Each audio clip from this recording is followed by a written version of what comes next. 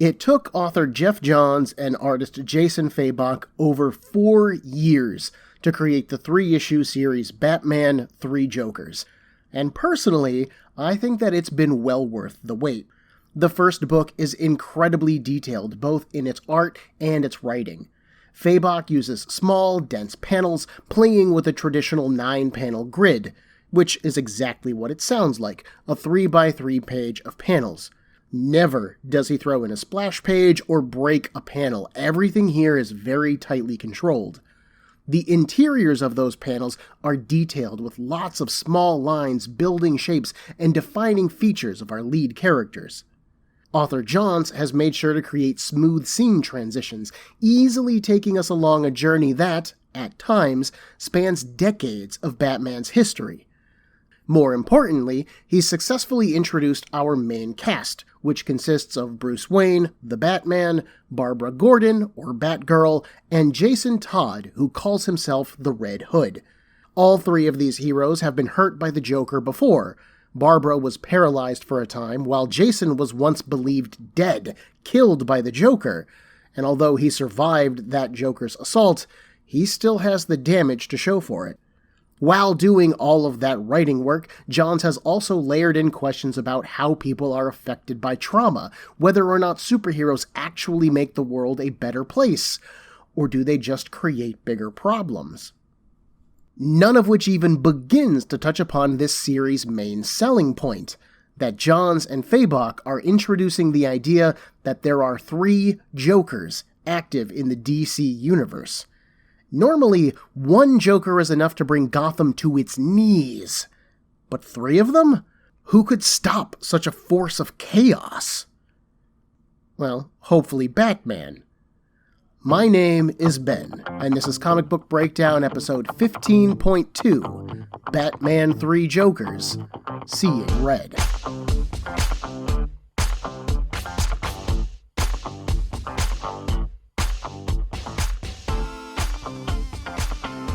Last episode, author Johns established that 3 different Jokers committed 3 different crimes, all in one night. This has confused the Gotham City Police Department, as they're unsure of which attack was done by the actual Joker, and which were done by imposters. We, the audience, have actually seen the 3 Jokers in one room, and any one of them could be the genuine article. But if that's true, then any number of them could be fakes, too. So what are the Jokers up to? Well, we don't really know yet. Other than murdering some folks, they've stolen a semi-truck's worth of chemicals, the same chemicals that once turned a criminal named the Red Hood into the Joker. The 3rd Joker that we met, who didn't smile in his appearance, said that they were trying to create a better Joker, one with more meaning. Whatever that means. Investigating the Joker's crimes from their own angles has brought together Batman and his former protégés. The Hood's more violent methods disturb Batgirl, but Batman seems unaffected by them, possibly because he blames himself for what happened to Jason. Whatever the deal with these 3 Jokers is, Batman understands that they're working together, and so our 3 heroes need to work together to stop them. Batman and company now head to the Gotham Aquarium. Batgirl is still on her bike, while the Hood rides with Batman in the Batmobile. One of the goons that he was beating up had a wrench with him that had traces of seawater on it. It was clean, though, so he didn't think that it came from the harbor. His next guess was the aquarium, which is why they're on their way there. Batman praises Hood's detective work. But he should have come to Batman with it. They could have saved lives. The Hood scoffs at this. You always say that you'll handle the Joker alone, so whatever, man, handle it alone. And hey, Hood turns to look at Batman. When are you gonna fix this seat? It's always too small, you don't want someone sitting there. Batman just looks at him. You're projecting. They arrive at the aquarium and head inside, cautiously. Hood isn't really scared by this 3 Joker thing, do they get that? Tons of dudes have been Jokerized and gone crazy before. This situation is nothing new. But Batman disagrees. Those people were driven insane. They lost control of themselves. These Jokers appear to have reasoning capabilities. They have motives. Our cast just doesn't know what those motives are yet. So don't assume that they understand anything here, Batman warns. The three of them begin to pass by a large glass aquarium. As they do, the blue water begins to fade to green, catching Batman's attention. Looking at it, he finds a school of Jokerized fish, and behind them, a Jokerized shark. Red Hood lifts the faceplate of his mask up, Iron Man style. "Well," he says, "that is new." Batgirl is just puzzled by it. So, what, they're making smiling sharks now? What's the point? Hood then reports that his helmet is showing multiple security alarms going off. Company is coming. Batman turns. Company is here. Behind them, a large group of thugs have gathered. They're all dressed in sweater vests with old 50s-style flat caps on their heads. Name badges over their chests identify them as comic book sound effects. Names like Biff, Pow, Clobber. At the front of them is a short person with a bowl cut, dressed in an orange and white jester outfit. He says that it's been a while, Batman, but he is honored to have been summoned by the Joker once more. Batman explains, "This is Gaggy, the Joker's court jester." Gaggy then tells the thugs to attack, and they do. During the struggle, the thugs fire off several bullets. They never hit our heroes, but they do hit the tank glass. This goes on for a little bit until Gaggy hits the Hood with a stun baton, taunting him to beg for his life. The Hood rolls over and fires one bullet, missing Gaggy, who thinks this is a good thing, but he was aiming for the glass. The Joker shark rushes forward on the wave of water as the tank shatters, and it swallows Gaggy in one bite. As the fight winds down, Batman notes that Gaggy might have known where the rest of the chemicals were stored. From the evaporating mist, the 80s Joker suddenly runs out, complimenting how right Batman is. Held in his hands is a fish globe, which he dumps on Batman's face. He then turns, smashing the glass against the Red Hood's helmet, driving him to the floor where he rips off that helmet. He wants to see those eyes again, baby, those tears and fears. That's when Batman rushes in, knocking the Joker off of Red Hood.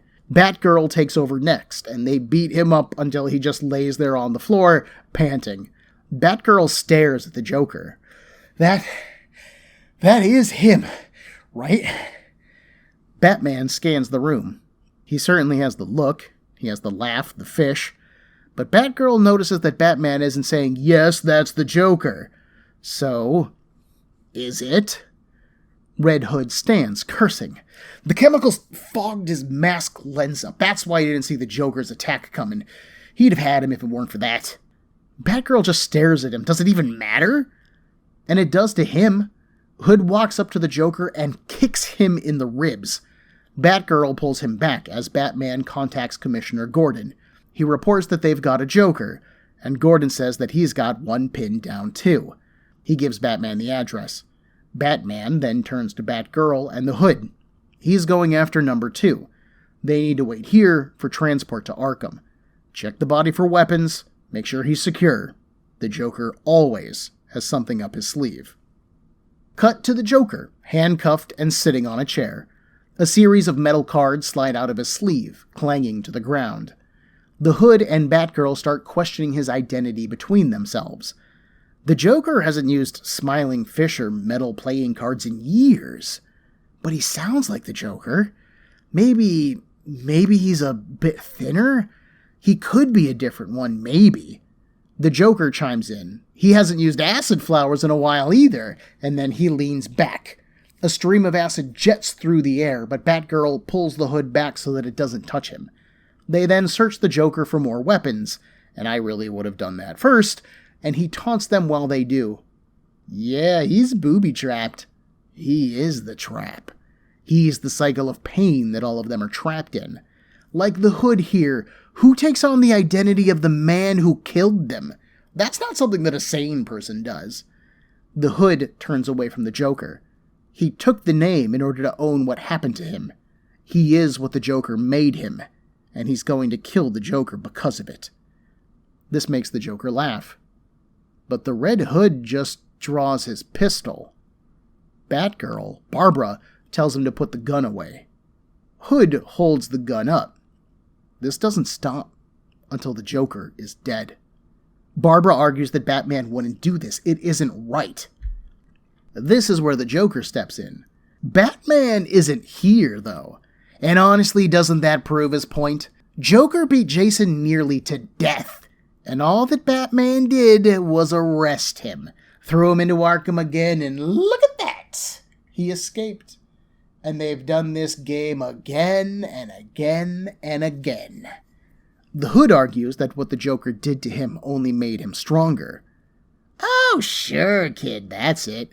You lived because you're so tenacious. Or maybe the Joker left him alive. Maybe he wanted Jason to live so that he could keep on hurting him. And through him, Batman. Because Batman is all that matters. Not Jason. Never Jason. All of the pain and suffering and self-hate that he's gone through, and none of it even matters. Does he remember? Does he remember what he told the Joker as he was beating Jason's head in with a crowbar? If you let me live, I'll do anything you say. I'll be your Robin. And look at him now, killing people and breaking Batman's heart while he does it. He is the Joker's Robin. Jason can feel that moment again. The pain, the fear, the loneliness, and desperation of being tied to that chair in a warehouse. A tear escapes his eye as he holds his gun on the Joker. Batgirl dives at him, but he dodges, holding his aim. She throws a bat-shaped shuriken, and it cuts the top of Jason's thumb, sure, but it doesn't change his aim. He holds steady. He fires. And the side of the Joker's head explodes. His body falls to the ground in slow motion. Barbara is horrified. She turns to Jason. What did you do? Jason lowers his gun. He finished it. She can't tell him that she's never wanted to do what he just did. Barbara says that she never wanted this. Oh, really? The Red Hood looks at her. When was the last time that she missed her target? They both look at the shuriken, embedded neatly in the wall. Tears streaming down her face, Barbara tells Jason to go screw himself. Then she leaves. After a moment, Jason looks down at the bleeding corpse on the floor. Huh. I hope that's the real one. So that was a heavy ending for our first issue. Like, I read this issue when it first came out, and having reread the scene just now, I'm still shook. I should be. You should be. That's part of the point here. That final scene has to drive our story forward and invest us in buying the rest of the series, and John's no swearing nailed that for me. I originally picked this book up on a whim, like, I knew it was probably going to be a good read, and that it might be important to, like, DC history, so I might as well check it out, right? But by the time I got to this ending, I was sold. Johns has invested me in our lead characters, delivered a solid mystery to explore in the three Jokers' existence, and then closed it out with a dang effective cliffhanger. But man, Batman is gonna be pissed. Let's step back. Let's rewind back to the start of this scene. As the trio arrives at the aquarium, Batman is impressed by Red Hood's resourcefulness. He even compliments him on being ahead of Batman's own investigation. He also berates him for keeping that information to himself. Apparently manhandling Joker victims and nearly killing them is fine, but keeping secrets from Batman and you're blacklisted. I am annoyed at how the Red Hood knew to go to the aquarium next. He claims that a goon he fought had a wrench, which led him to think of the aquarium. But none of the goons that he's shown fighting at the start of this issue have a wrench on them. And this is a small complaint, like, my birthday cake was missing one flourish of frosting on top of the level of complaint. But this is a comic that was also in the works for 4 years! It is so painstakingly executed in every way possible that to have this one minor thing be missing, it just makes it stick out even more. Plus, at its core, this is a mystery story. Part of the fun of a mystery story is being presented with the clues and then trying to solve it yourself. But we never got to see that wrench at all, and so we have no chance of guessing the Joker's next location at all. The other thing of note here is Jason's complaint about the car seat. He says that it always feels too small, no matter which Batmobile that he's in. Batman writes this off as Jason projecting his own insecurities. And given Red Hood's insistence on staying outside of the Bat family, he probably has a point. Jason doesn't feel welcome, regardless of whether or not he actually is, and so he feels uncomfortable in the car. But I think that there might be a bit of truth to Jason's complaint, too. While Batman has grown accustomed to working with others, it's generally kind of reluctantly. Even at the start of this particular issue, Batman tries to tell Barbara that she doesn't have to investigate with him. I could see Bruce intentionally choosing a car seat that's maybe one size too small just to discourage people from tagging along. I don't think it's likely, but I could see him doing it. Once inside, the group then encounters Gaggy. Gaggy is another Batman deep cut, debuting back in Batman issue 186 in 1966. His real name... Jesus Christ. His real name is Gagsworth A. Gagsworthy.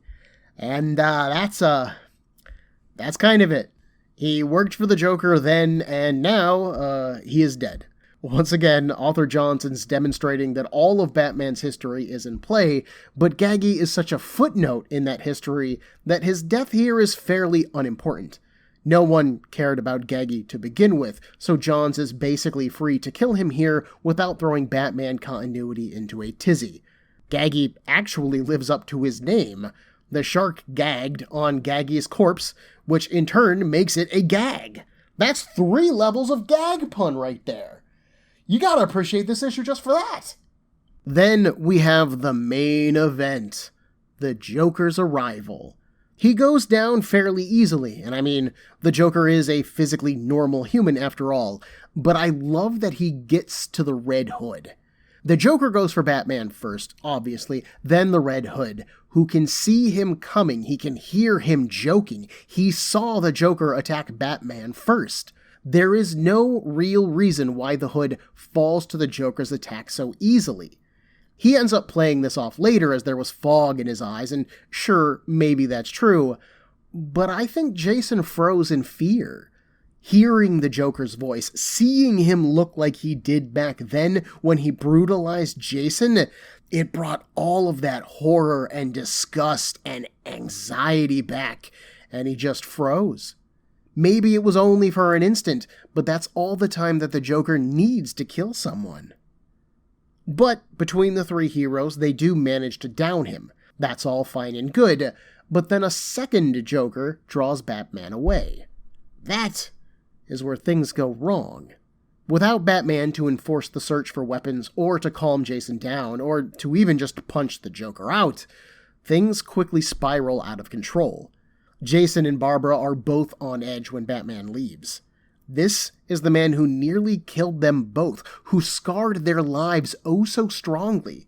He isn't just a bad guy or a criminal, he's a monster, the boogeyman made flesh. So sure, they get him handcuffed and restrained, but they didn't search him. They probably didn't even want to touch him. And part of them maybe doesn't even want to believe that this is the Joker. After all, 3 of them are running around, 2 of them have to be imposters, right? This guy's probably not the real deal. And so then they start to question his authenticity. And then he starts talking. This, honestly, is when the Joker is at his most dangerous, and he knows it. He manipulates Jason expertly, picking at all of his emotional wounds with a surgeon's precision. He taunts Jason's pride, his anger, his own sense of self-worth. There is some really interesting psychology going on with Jason choosing to become the Red Hood as a way of taking ownership of his trauma, as opposed to just becoming his own person, like Dick Grayson, the original Robin, going on to becoming Nightwing, or even Barbara becoming Oracle before her return as Batgirl.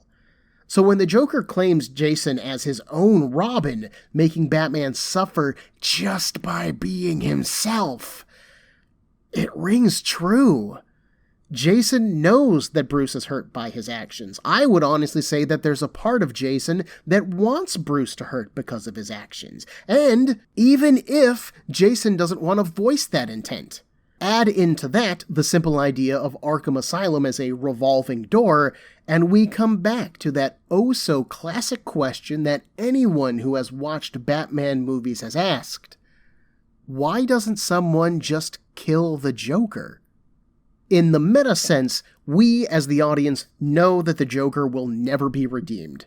He is just too good of a villain for a real stick-to-your-ribs style redemption arc.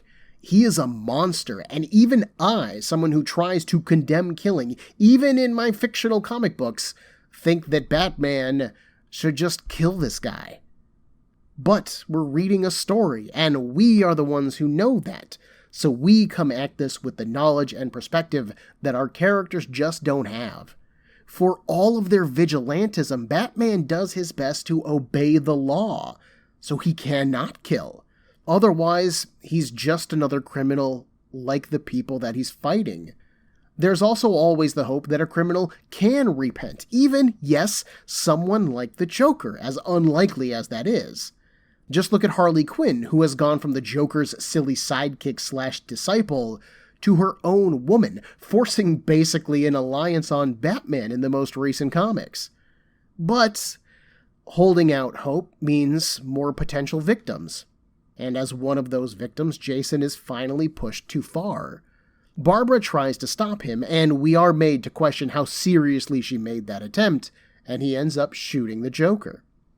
The shot, by the way, is shown on panel.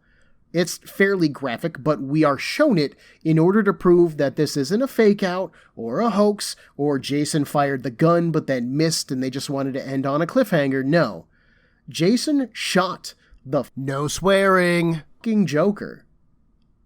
The only question now is whether or not that was the actual Joker.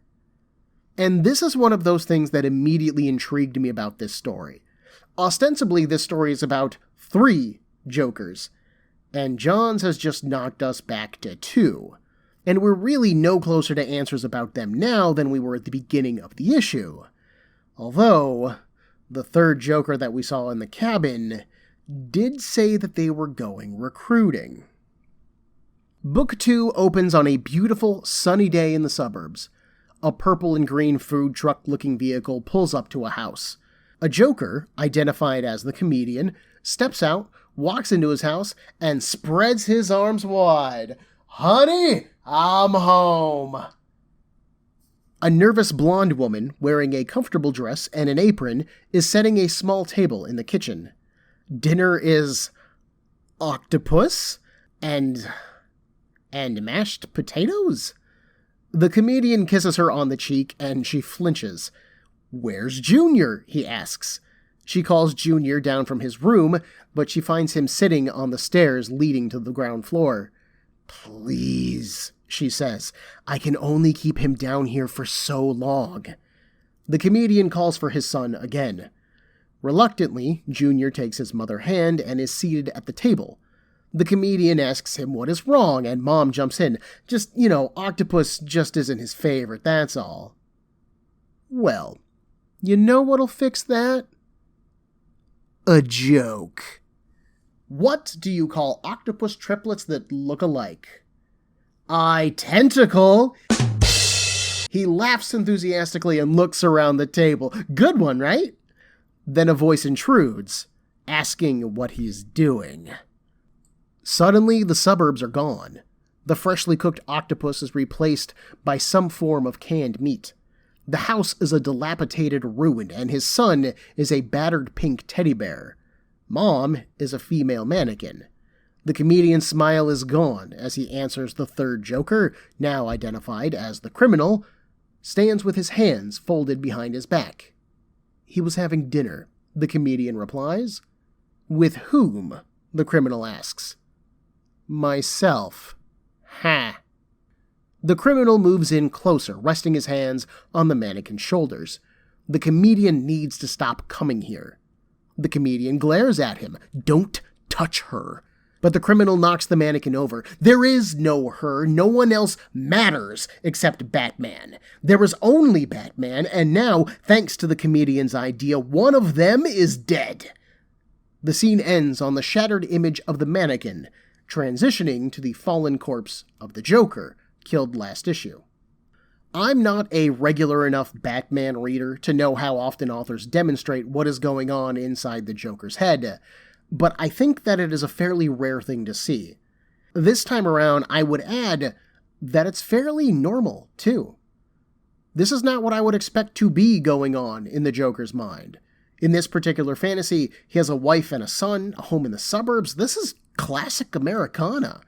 It is not at all what I would have expected the Joker to fantasize about.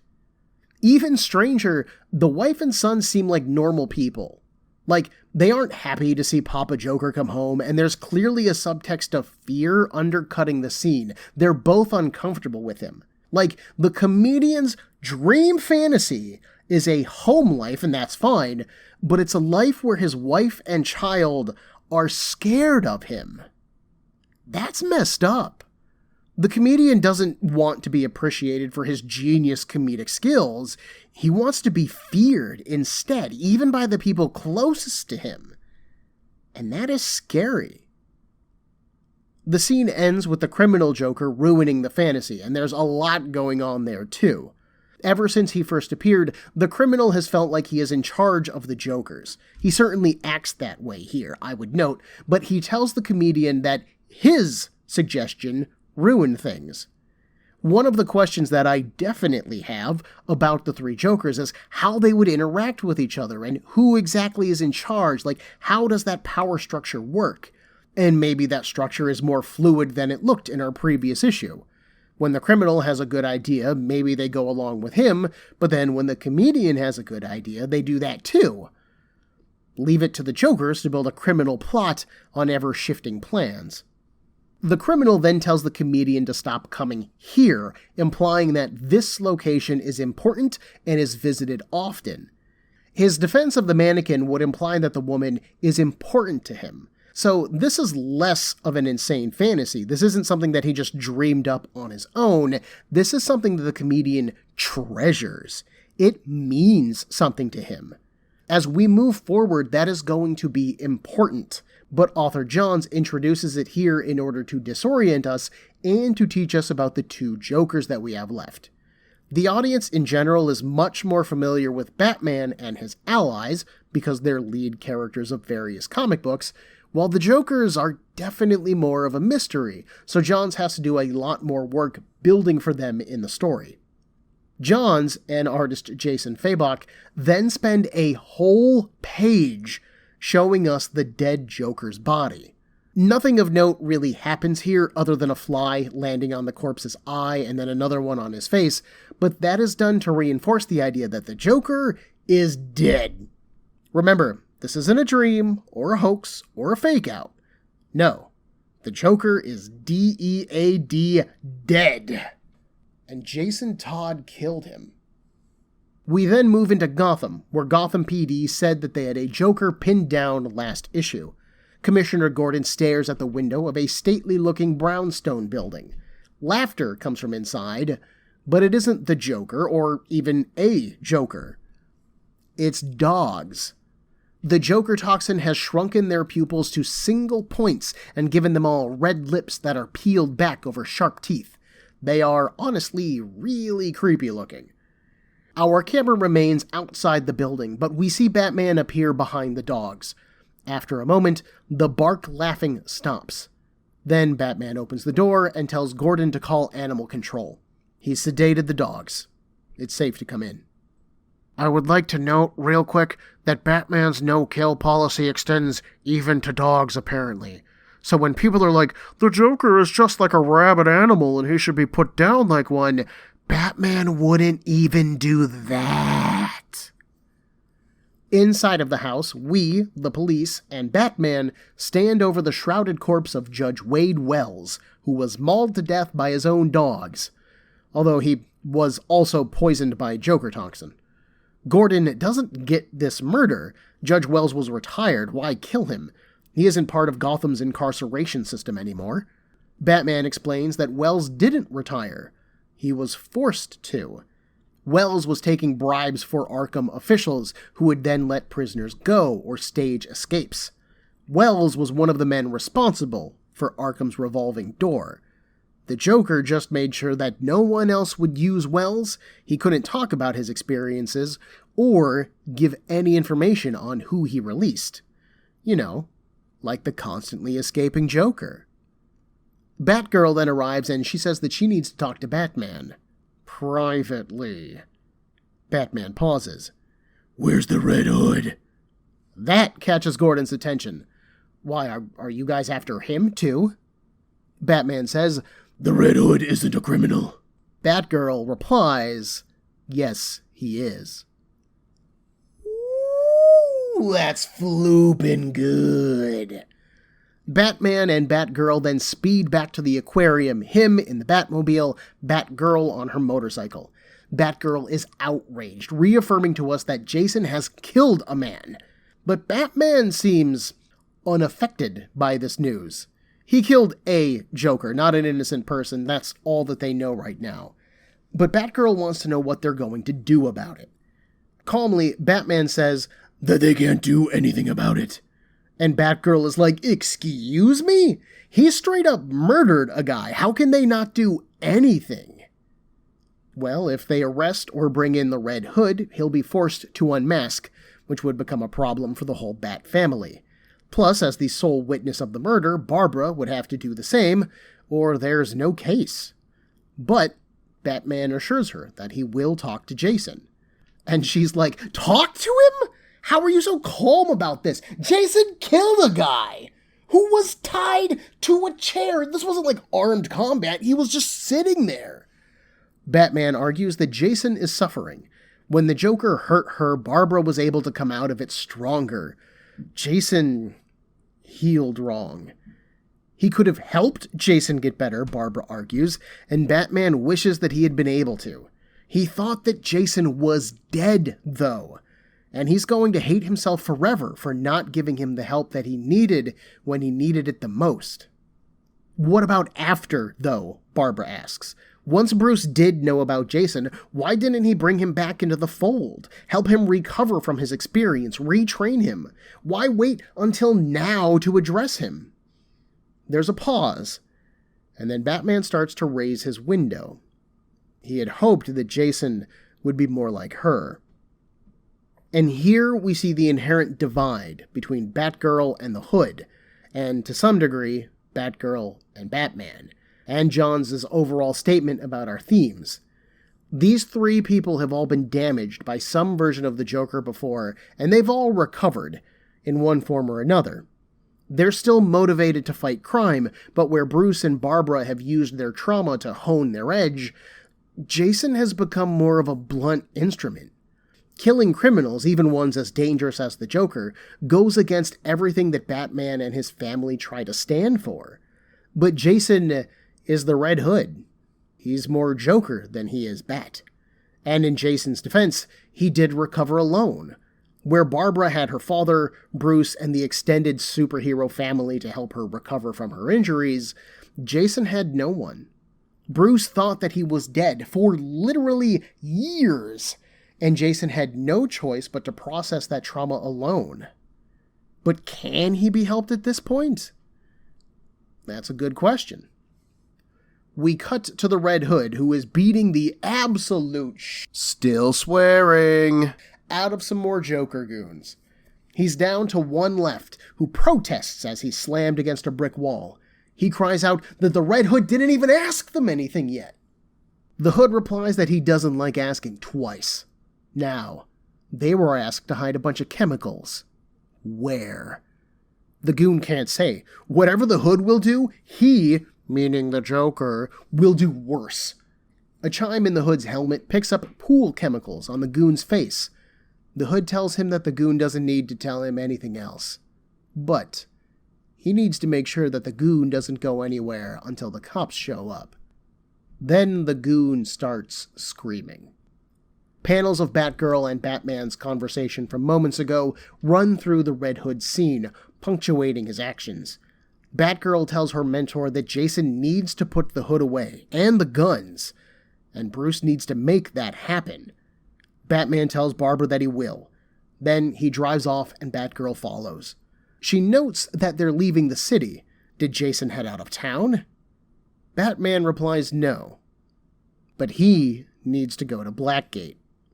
Even if you're vaguely familiar with Batman, you have probably heard of Arkham Asylum before. It's the sanatorium where most of Gotham's criminals go for, in theory, psychiatric help and evaluation. But it is specifically for the insane criminals, and that leaves all of the mob bosses, murderers, thieves, and, all the non-insane style criminals without a place to be incarcerated. Well, they get to stay at Blackgate. This particular prison is located on Blackgate Island, out in the harbors of Gotham Bay, and it is a much more secure facility. That isn't to say that there have never been any escapes, it's just less of a joke than Arkham is. Batman explains that before Commissioner Gordon and the police entered Judge Wells's home, he took the liberty of examining the body. The judge wasn't just killed by Joker toxin and the dogs. He was also bludgeoned to death with his humanitarian award. The fingerprints on the award match an inmate at Blackgate. A man named Joe Chill. The man who killed Bruce Wayne's parents. And that's a pretty good cliffhanger to end on. I was a bit thrown that Johns didn't follow up on Jason's scene with the Joker more closely. I really want to know more about what was going through his head. Is he bothered? What is he thinking? I'm a character-first writer. That's what I like to focus on in my stories. It's almost blasphemous to me to do such an emotionally gripping scene with Jason killing a Joker, and then the next time that we see him, he's already moved on. But Jason has killed before, so why would this one morally haunt him any more than the others? It makes some sense that he would just keep moving, especially if Jason believes that this nightmare won't end until the Joker is dead. If that is the case, then he's got 2 more targets to eliminate before he can relax. Next week, we stop by Blackgate to visit Batman's oldest enemy and learn a surprising truth.